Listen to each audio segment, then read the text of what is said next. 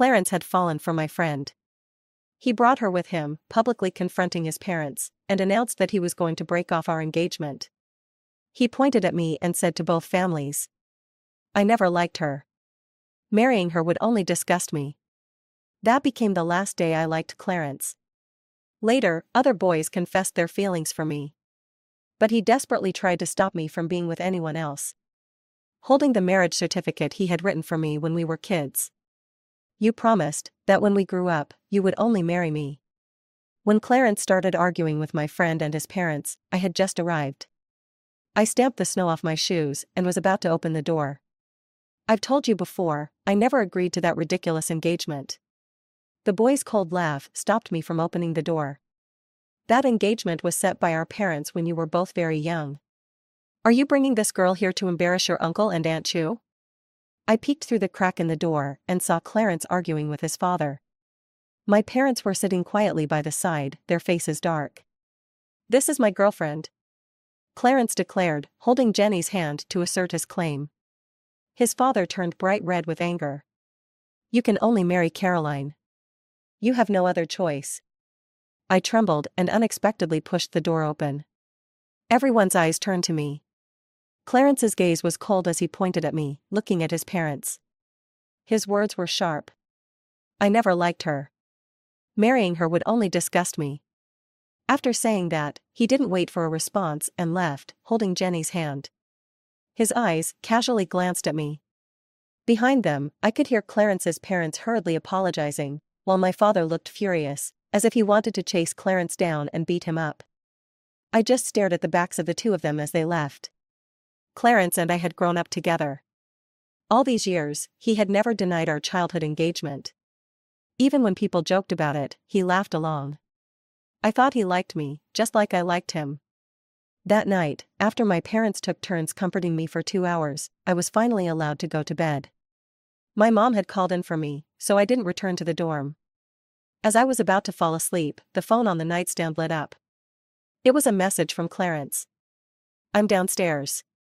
Come down, we need to talk." I remembered his words from earlier that day. My childhood friend, in order to be with another girl, had hurt me with cruel words. That night, I didn't go downstairs. But I couldn't sleep well. I had a fragmented dream. Young Clarence sat at a desk, carefully writing something. Soon, he finished and jumped off the chair. He ran up to my younger self. "Caroline, don't cry. When we grow up, you'll marry me." His small, soft hands pressed the marriage certificate he had written himself into my hands, his eyes bright and sincere. "I'll protect you, Caroline." The moon broke through the last bit of cloud, and its light flickered in my eyes. Half awake, I wiped away the tears at the corners of my eyes.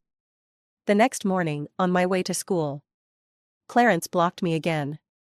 "You're leaving this late, did you skip breakfast again?" His familiar tone made me pause. He handed me a bag with breakfast inside. "What I said yesterday wasn't meant to hurt you. I was just angry, and that's why I said those things." I stepped back, avoiding the breakfast. "I don't need it. Eating your breakfast would just disgust me." Clarence pulled his hand back, staring at me. His voice dropped lower. "Does yelling at me make you feel better? Caroline, I hope you won't cause trouble for Jenny. She hasn't done anything wrong. I was the one who liked her first." I have to admit, Clarence's words were rather prescient. But it was Jenny who had instigated things. We arrived at school one after the other. As soon as I sat down at my desk, Jenny walked over holding a cup of milk. Everyone's eyes turned to us. "Caroline, would you like some milk? Can you forgive me?" I glanced at the milk, then looked at her. "What did you do wrong that I need to forgive?" Jenny put the milk on my desk, her eyes slightly red. "I shouldn't have sent the follow request on Clarence's Instagram. I didn't know he was your boyfriend at the time." Her voice choked slightly as she tugged at my sleeve. "Caroline, please don't be angry. I promise I can give him back to you." I was about to speak, but another voice interrupted me. It was Jenny's good friend. She laughed in anger and spoke up for Jenny. "Jenny, why are you apologizing? She and Clarence are just friends, right? You didn't steal her boyfriend, so why apologize?" Also, Caroline, can you stop acting so high and mighty? Stop pretending like you don't care. Their bickering pushed the drama to its peak. You two are playing a part, one acting as the good person and the other as the bad one, right? I pulled my hand away from Jenny's. I didn't use much force, but she stumbled with a scream, falling to the side. Ah! She slammed into my desk, spilling the hot milk all over herself. Clarence walked in just at that moment. Jenny, are you hurt? He quickly took off his jacket and draped it over her, his face full of concern. It's fine. The onlookers all cast reproachful glances at me. Why are you staring at me? She ran into me herself. I found it a little funny. Clarence hadn't been deaf to what happened, but his focus was entirely on Jenny. I'll carry you to the infirmary. Hold on. He picked Jenny up horizontally, not even glancing at me as they left. From beginning to end, I was invisible to him. In the afternoon, Jenny's friend couldn't stand it anymore and got her revenge. She purposely bumped into me, spilling her water on me, then shoved me down. Sorry, I didn't mean to. She shrugged and walked away nonchalantly. I looked up and met Clarence's gaze from not far away. He just looked down at me coldly, his expression indifferent, like I was a stranger. Just before the class bell rang, I walked into the classroom, my wet body still dripping. I was holding a bottle with warm, pale yellow liquid inside. Before anyone could react, I opened the bottle. The liquid poured over her head, drenching her thoroughly. I did it on purpose, and I'm not going to apologize. She shrieked and jumped up. What is this? What did you pour on me? I curled my lips into a smile, not explaining. Only when this incident blew up did I clarify to the teacher. It was just a bottle of hot water, with 2 tea leaves. After this, I was ostracized by the whole class. Everyone kept their distance from me. I even started questioning myself. Did I do something wrong? If I did, then why was I the one being excluded? Meanwhile, Clarence and Jenny had become the class couple, the perfect pair of top students. The day they publicly admitted their relationship was also the day I confronted Clarence. Are you coming to the class party on Friday night? The class monitor hesitated for a long time. After asking everyone, she still came to test the waters with me. I kept my expression calm, but the hand I hid under the table involuntarily clenched. Join in, I thought. Maybe I wasn't as disliked as I thought. In the club, everyone sat together, playing truth or dare. The bottle landed on Clarence. Someone asked with a mischievous grin. If your Caroline and your rumored girlfriend Jenny fell into the water at the same time, who would you save? At the time, I didn't think it would be a self-fulfilling prophecy. Clarence and the others were sitting right across from me. The air instantly froze. I lowered my gaze and stared at my juice, not blinking once. I knew I could make an excuse to leave the room. But for some reason, I didn't move. The guy across from me suddenly chuckled lightly. His tone was neither too fast nor too slow. What do you mean by rumored girlfriend? She's my girlfriend. Didn't I tell you guys? Out of the corner of my eye, he casually draped his arm over Jenny's shoulder and asked. Jenny, can you swim? No. The girl was a bit embarrassed. Clarence sighed softly, his words full of affection. Well, if you fall into the sea, I'll have to carry you and swim all the way, right? He didn't directly answer the question, but the implication was clear. It was obvious. Jenny was his girlfriend. Saving his girlfriend first was only natural. I gently closed my eyes, trying to hide the bitterness in my gaze. The others started teasing. I barely breathed, lowering my presence even more, afraid of being met with pitiful, mocking eyes. But Jenny didn't seem ready to let me off the hook so easily. When it was my turn, she smiled sweetly, looking harmless. With a soft voice, she asked. Caroline, is there anyone here you like? Even if you liked them in the past, it counts. She said the meanest things in the most playful tone, making everyone think she was just joking. If you're lying, your whole family will die a terrible death. I felt cornered, as if there was no escape. If I stood up and caused a scene, I'd probably be permanently isolated. The others would start looking at me with strange eyes again. I raised my eyes slightly and met Jenny's gaze. Yes.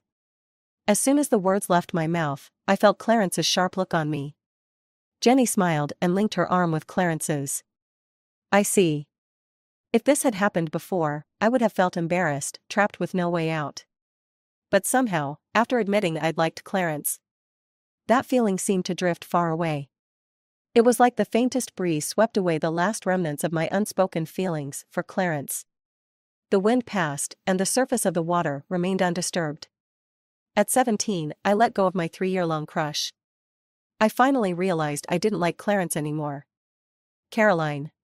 The party was winding down, and just before I was about to leave, Clarence called out to me. He walked up, his expression complicated.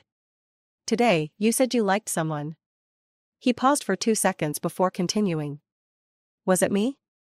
Honestly, I couldn't summon any feelings for the guy in front of me anymore. Yes. I added, but that was in the past. The moment you pointed at me and said marrying me would be disgusting, I decided I didn't like you anymore. Besides, you have a girlfriend now. I've really moved on. Clarence pressed his lips tightly together, silent. I didn't mean to hurt you. I've always thought of you as a little sister. I didn't want to hear his pale words anymore. Caroline, I'll make it up to you. Though I immediately rejected him. And showed with my actions that I truly wanted to distance myself from him and his girlfriend. But Clarence wouldn't listen. He kept doing pointless things to fill the void of his guilt. He insisted on bringing me breakfast, even though I threw it back at him every time. His occasional thoughtful gestures. Jenny couldn't see me avoiding him, and thought I was trying to steal Clarence away. She started making things difficult for me one after another. The day before the exam results were released, Jenny was called to the office alone. When she came back, she was crying on the desk. Rumors started spreading that she had cheated in the exam. Neither Clarence nor her friends believed Jenny had cheated. After all, she was the second top student, just behind Clarence. Impossible. That cheat sheet they found couldn't possibly be hers. Yeah, Jenny isn't that kind of person. I didn't pay much attention. But I remember that I did well on the exam. After checking the answers, I found I had made far fewer mistakes than before. When the results came out, before I had time to celebrate, Clarence blocked my path after school. Caroline. Did you do it? I was confused. What? Frame Jenny for cheating.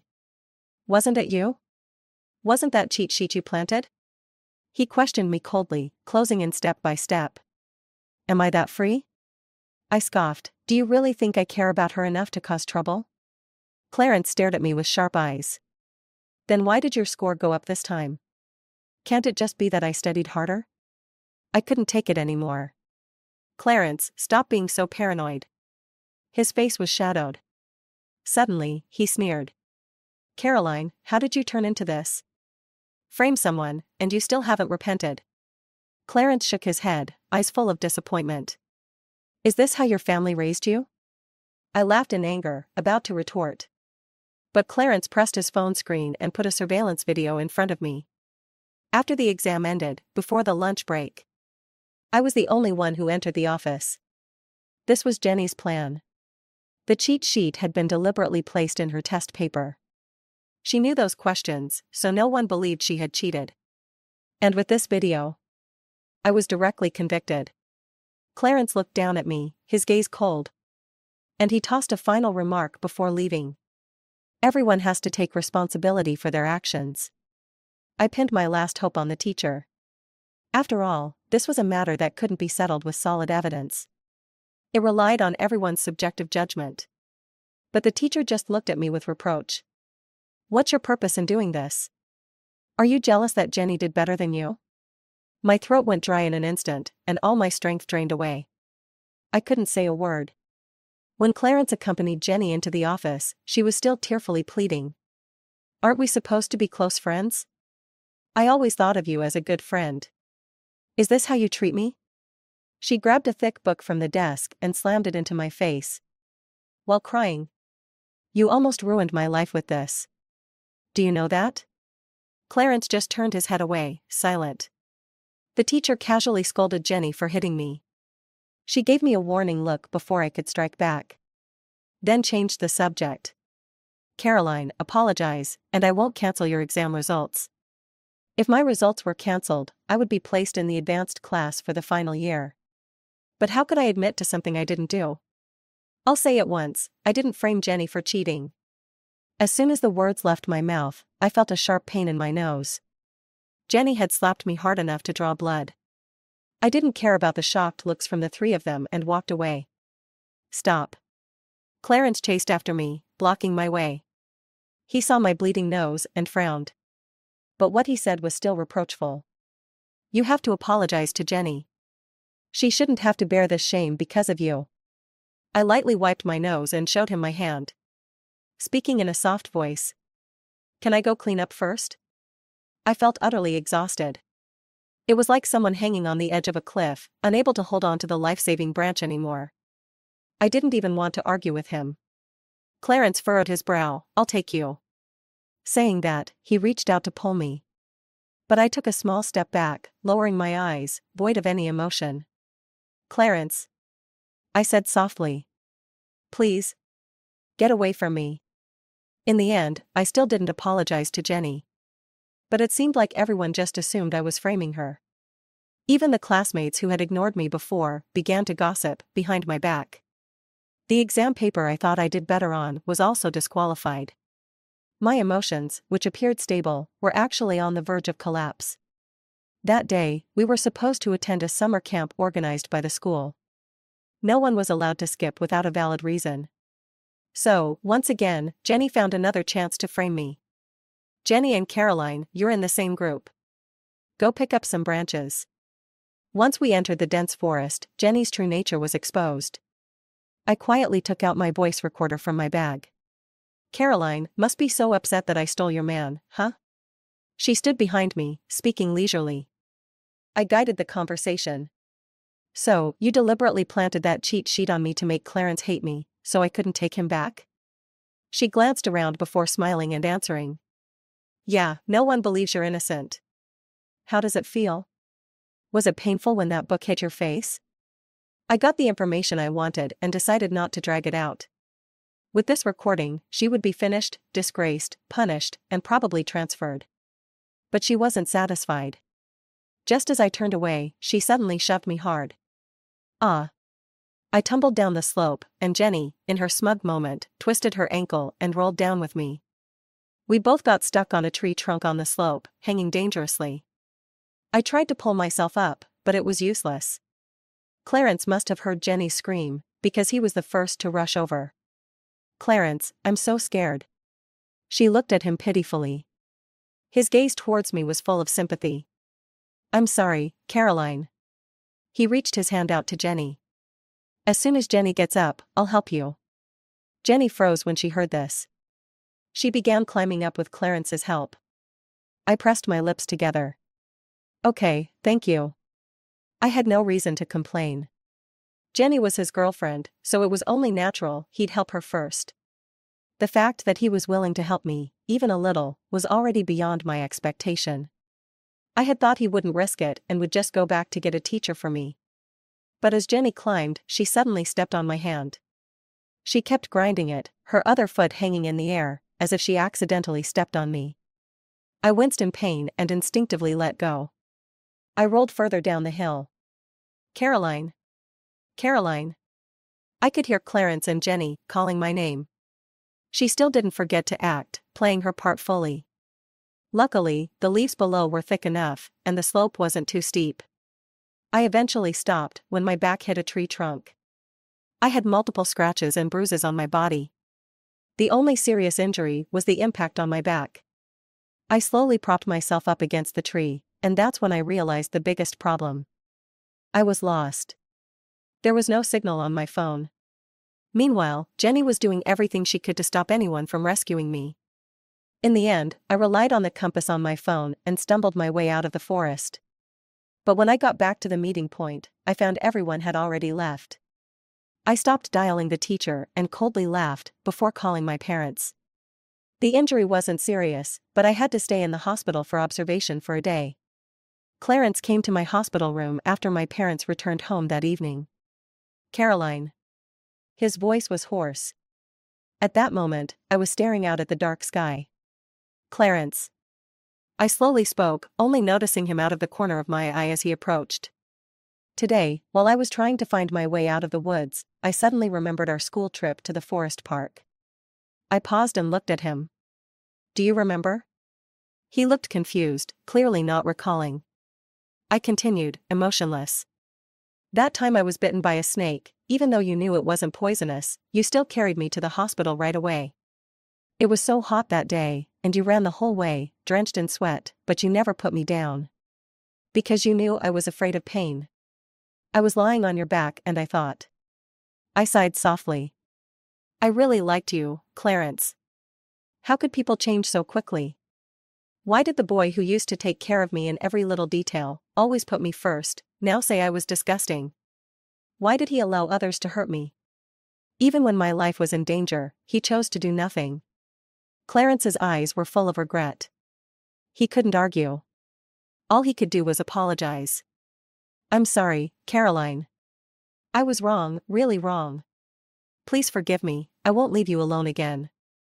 I took a deep breath. Looking at him, I raised my hand and slapped him.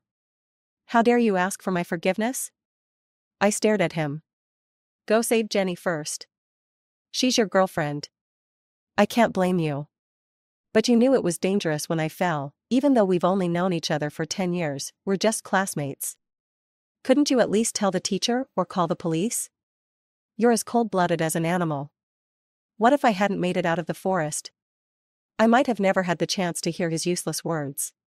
Clarence looked defeated, unable to stand. He knelt by my bed and reached out to hold my hand. His voice trembled, his dark eyes full of pain. I'm sorry, Caroline. I forgot, I really forgot. Jenny's situation was just too urgent. I tugged at the dry corner of my mouth, avoiding him. What kind of urgency could she have had, considering she didn't even fall? Get out. Clarence didn't move, but looked at me pleadingly. When my gaze shifted to the glass on the bedside table, Jenny pushed the door to the room open. But she looked worse than me, sitting in a wheelchair with a sickly expression. Caroline, don't blame her. Why? Her eyes were slightly red, on the verge of tears. Because I twisted my ankle, I was so afraid of the pain, I begged him to take me to the hospital first. Yes, that's how urgent her situation was. I'm sorry.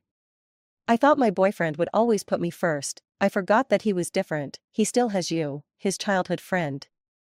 I was selfish. She sobbed as she tried to stand up. Just before she fell, Clarence rushed to catch her. Then he carried her back to the wheelchair. The moment he turned to look at me, I suddenly lost control of my emotions. I crashed everything near me towards the two of them. Clarence shielded Jenny. And a piece of glass hit him on the forehead, drawing blood. Get out. I can't stand looking at you two for another second. I glared at them, every word heavy. Both of you disgust me. Jenny was considerate as always. Pulling at Clarence's sleeve, ready to leave. Clarence stared at me silently for a long while. Before they left, as they opened the door, I suddenly spoke. Jenny. The figure in the wheelchair froze. Before I fell down the hill, you gave me a gift. I stared deeply at her back, my hand unconsciously clutching the blanket, trembling. I will make good use of it. She paused for just a second before leaving, unaffected. To Jenny, everything she did seemed flawless. Add to that her repeated victories, leaving her unscathed each time, and it was inevitable she'd get a little carried away. So, she didn't take my words seriously. In fact, right after leaving, she sent me a video she'd recorded earlier, taunting me. It was probably a video she secretly filmed with a camera she set up in advance. Jenny had only sprained her ankle. But Clarence, worried there might be other injuries, insisted on her staying in the hospital for observation for a day. In the video, Jenny was holding Clarence's waist, her voice soft. Do you blame me for not getting you to save Caroline in time? Clarence gently patted her head, letting out a small sigh. No. Jenny held him even tighter. Because you're my boyfriend, I was scared and could only turn to you. I thought I was the most important person to you. The video was blurry, but Clarence's voice rang out clearly in the hospital room. Jenny, you're always the most important person to me. Just after he said that, he cupped her chin and leaned in to kiss her. Right after this video, there was a message. Now you know why he didn't go down to the hill to find you. I stared blankly at my phone for a moment before shutting it off. I found myself wondering, what was I doing when they kissed? Oh. I was anxiously trying not to get bitten by a snake, enduring the pain in my body. Slowly making my way out of the forest on my own. The wind that evening was colder than usual. Even though I already had a recording proving that Jenny was the mastermind behind the cheating in the exam. It was tricky, because I had also been pushed down the hill by Jenny. But there was no evidence for that. A recording would hardly be enough to bring her down in my eyes. Just as I was considering whether I should only submit the recording, Erica, a classmate, came to me. After we got back to school, during free time. She came over to me when no one was watching. I saw everything. I glanced up at her. She continued, I was trying to explore a secluded area that day and saw Jenny push you. She also lied to the teacher, which is why no one came to help you. Seeing I wasn't responding. Her face flushed a little as she slowly explained. I was too scared to speak out at the time. What if you had died there with no one to prove what happened? I was afraid Jenny might target me. It was a natural reaction. After all, if someone would push me down, they would likely have no qualms about valuing a life so little. I remained calm, trying to get more from her. You saw it, but it doesn't matter. The evidence won't be enough to convict her. Erica looked around, hesitating to speak. I waited in silence. Caroline, your family is wealthy. If I give you this evidence, can you really get her put in jail? She bit her lip, clearly scared. Because if you can't get her jailed, I'm afraid she'll come after me. I nodded, then smiled suddenly. You know, Jenny is already an adult. This meant the law couldn't be lenient with her anymore. Erica finally looked relieved. She took out her phone and showed me the video. From her angle, it clearly captured Jenny intentionally pushing me. As for the lie she told the teacher, there were more witnesses. According to Erica, after Jenny and the others returned, she sent Clarence away to help her find a car to take her to the hospital. Then, when everyone was about to leave and look for me, Jenny stopped them. Teacher, Caroline told me she wasn't feeling well and left early. I saw her family's car pick her up. The teacher was skeptical. I'll need to call her parents to confirm. Jenny visibly panicked. Why is there no signal? The teacher frowned at her phone. Jenny didn't give her a second chance to call. Don't you trust me? Isn't it normal for Caroline to leave early? After all, her family is so rich, it's normal she couldn't handle this place, right? I had already sensed the teacher's inexplicable bias against me during Jenny's slander. And how much she liked Jenny. At first, I thought it was just because Jenny was a good student. But now I realized it wasn't all about that. She probably had a deep-seated resentment toward wealth. Jenny had used this to her advantage, subtly bringing up my family background, fueling the teacher's dislike of me. At the right moment, Jenny shifted the topic, pretending to be in pain. My ankle's really swollen. Can you call my parents for me? Her actions flowed smoothly. And I lost any chance of being helped. Jenny was completely finished. But suddenly, I didn't want to see her destroyed right away. During Tuesday's break, I snuck into the broadcasting room when no one was paying attention. I hit record on the microphone. How did it feel? Was it painful when that book hit your face? Jenny's voice echoed clearly into everyone's ears. Unfortunately, I couldn't see her expression at that moment. Although I was scolded by the head of discipline for this, Jenny's reputation was shattered. Wait, Jenny really wrote those notes herself? My God, she's always been a goddess to me, how could she be this disgusting? The students' voices were full of unrestrained gossip. I watched as Jenny's face turned pale. At the same time, Clarence didn't look too good either. He stopped me while I was getting some hot water. His eyes full of panic and apology. Caroline. I misunderstood. I twisted the lid of the cup and spoke calmly. Say what you need to say, all at once. After a long pause, he finally spoke. Can you forgive me, Caroline? His tone was tentative. Without hesitation, I splashed the water into his face. It wasn't very hot, but it was enough to make him look pathetic. If you were me, do you think you could forgive me? Clarence stood still, letting me pour the water. The droplets fell from his hair, and he looked down, a sad smile on his face. Do you really hate me that much? That you don't even want our 10 years of friendship? The early spring wind was still cold, almost biting. Especially with Clarence's school uniform soaked. His shoulders shivered from the cold, yet he still stubbornly waited for my answer. Clarence. You don't have the right to bring up those 10 years. The moment my words fell, the hope in his eyes faded instantly. As he turned to leave, a quiet question came from behind. Really, can't you forgive me? How could I forgive him? How could I forgive someone whose actions made me completely let go of over 10 years of childhood affection in just 2 months? Just when Jenny thought this was the end, I sent her another message, leading her to the equipment room. It was a screenshot from the video Erica had sent me. What else do you want? Jenny gritted her teeth, her face pale. It seemed she hadn't been doing well these past few days. I held up a nearly 6-centimeter thick chinois dictionary. Weighing it in my hand. Slap yourself, and stop when I say so.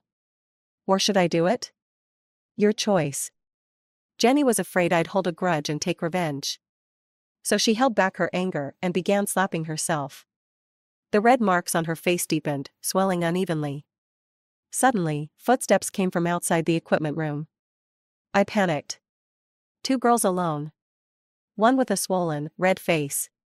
With Jenny's personality, I would probably be labeled as a school bully. As I froze for a moment, the footsteps grew louder. I looked at the door that had a small gap. Just as I stood there, startled, the door was closed. Which meant, someone outside had shut it for me. A kind act.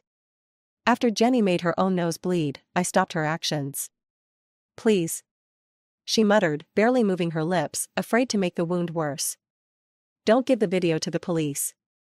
I let out a light laugh, mocking her absurdity.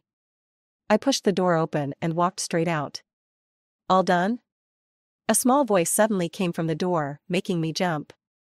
The Good Samaritan who helped close the door was Erica, who had happened to pass by. I'll keep an eye on things. No one saw you hit her. I didn't hit her.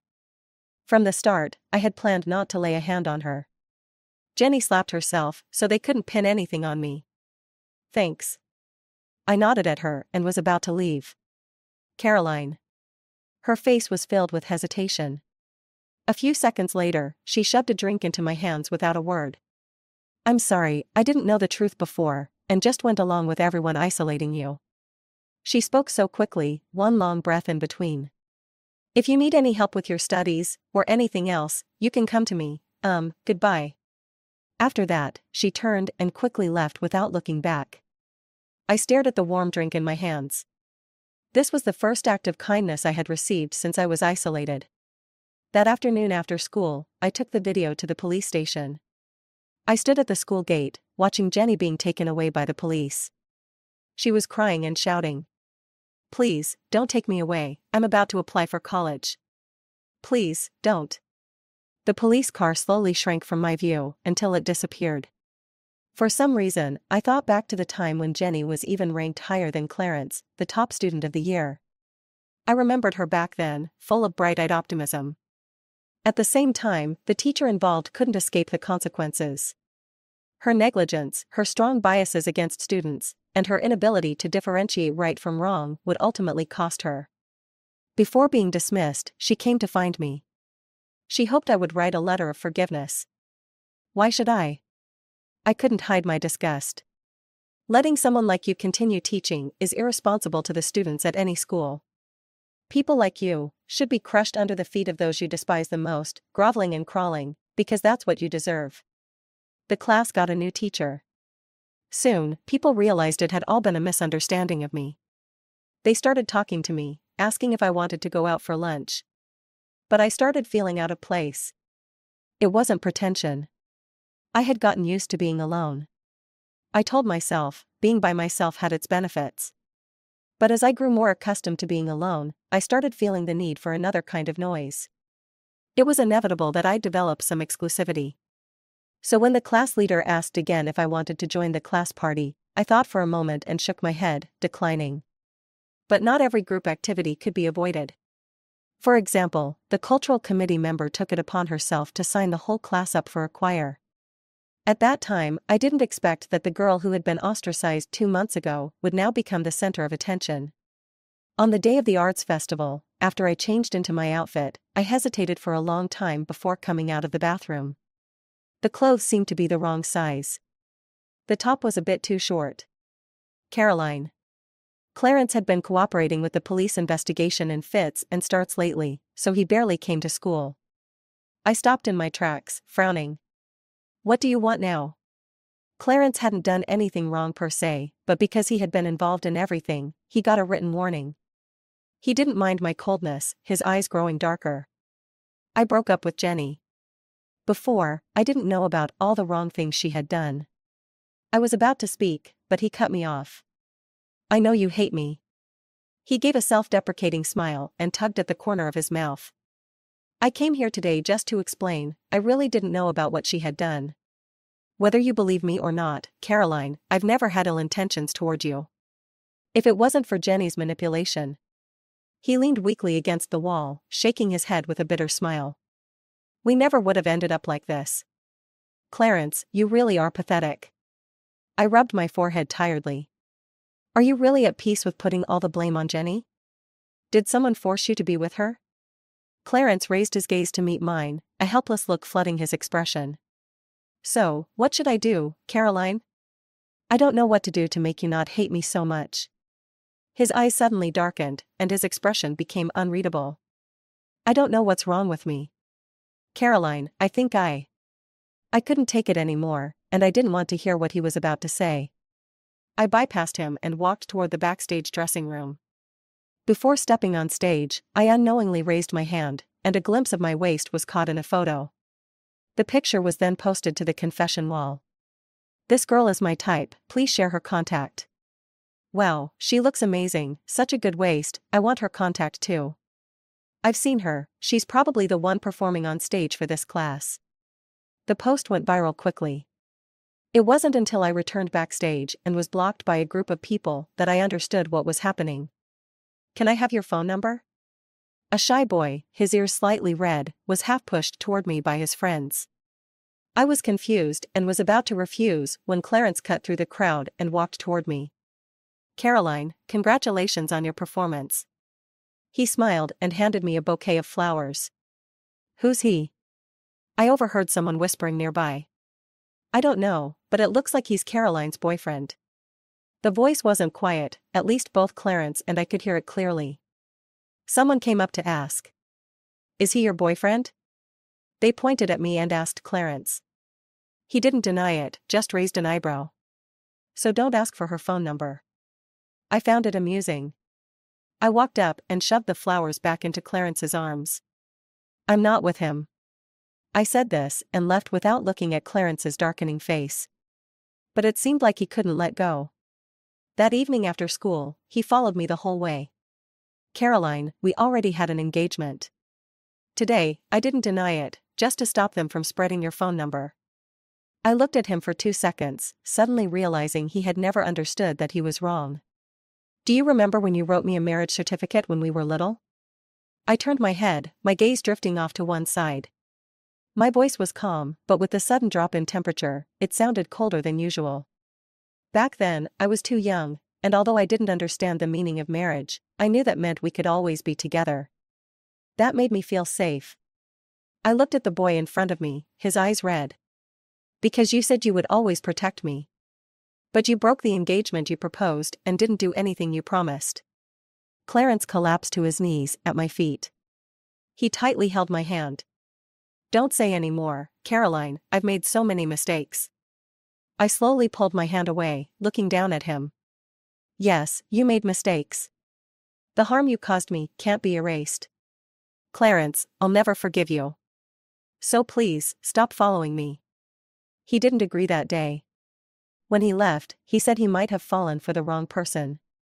That night, I suddenly remembered that I hadn't thrown away that marriage certificate. After rummaging through my things, I found it, didn't look at it again, and ripped it into pieces, throwing it into the trash downstairs. For the next while, Clarence didn't bother me. But since we were in the same class, I could always catch him staring at me blankly whenever I turned around. I suppressed the frustration and tried not to pay attention to him. But one day, Clarence finally tore off his disguise. That was the last time I saw him, right before graduation. Even though I didn't give that guy my phone number that day, he would still occasionally barge into our classroom between lessons, bringing me little snacks. I had no choice but to return them, which would waste the entire break. Later, I started avoiding him so much that I probably really pissed him off. One day after school, he publicly confessed his feelings for me right at the school gate. His look of determination, combined with the cheesy, awkward confession, felt like pressure. "Sorry," I said in a businesslike tone. "I don't like you. She doesn't like you. Are you done yet?" Clarence, of course, noticed this scene. Today, there was a thin layer of anger on his face. The guy turned around, confused, and glared at him. "What's your relationship with her?" Clarence sneered and walked over, delivering a punch that sent him stumbling a few steps back. "She's obviously with me." With that, they started fighting. The recent academic pressure, plus Clarence's occasional meddling, was suffocating me. It felt like I couldn't breathe. Before things escalated further, they stopped fighting. It was a relief we didn't end up at the police station, but my frustration had reached its peak. On an empty street, Clarence stood in front of me with his head down, looking like he'd done something wrong. "I didn't mean to bother you, Caroline. I know you don't like him. I just wanted to help you get rid of him." "Clarence." My voice rose without me realizing it. "Please, stop doing these pointless things.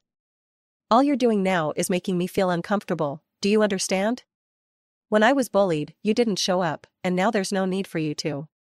He stayed silent for a while, then spoke again, his voice weak. "I'm sorry." He pulled out a crumpled piece of paper from his bag.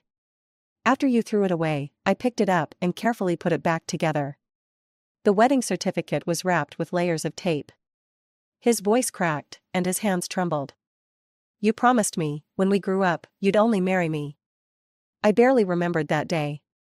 I only recall being so angry at Clarence for not listening to me. I probably scolded him for a long time and slapped him several times. In the end, I sat on the side of the road, crying, begging him not to bother me anymore. The wedding certificate he'd worked so hard to piece together was torn apart again by me. And after that, Clarence truly never appeared in front of me again. The next day, his parents called in to excuse him from school. They said he would study at home for the last month before graduation. Though I was a bit surprised, I felt more of a sense of relief. It wasn't until graduation that I heard from my parents about what happened to Clarence. On the way home that evening, he was distracted and caused a car accident. He had been cooperating with the treatment, so there was a chance he could recover in time for the college entrance exam.